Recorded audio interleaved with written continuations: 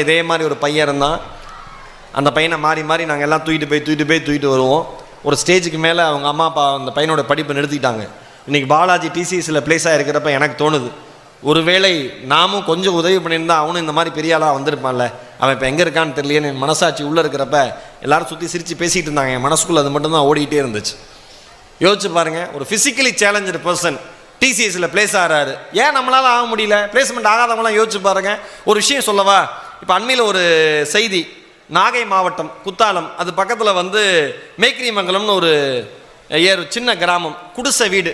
கொஞ்சம் இப்போ அடிக்கிற காதோட கொஞ்சம் வேகமாக காதடிச்சு அந்த குடிசை வீடு பறந்து போயிடும். அந்த வீட்டில் பாரதின்னு ஒரு பொண்ணு பிறக்கிறா, பெண் குழந்தை. பாரதின்னு பேர் வைக்கிறாங்க. பெரிய சிந்தனைகளோட அந்த குழந்தை வளரணும்னு சொல்லிட்டு ரொம்ப ஆசையாக வளர்க்குறாங்க இந்த பாரதியை. ஆனால் உடல் வளர்ச்சி குறைபாடோடைய அந்த குழந்தை வளருது. உடல் வளர்ச்சி குறைபாடோடைய அந்த குழந்தை வளருது. இன்றைக்கி அந்த பொண்ணுக்கு 18 வயசு.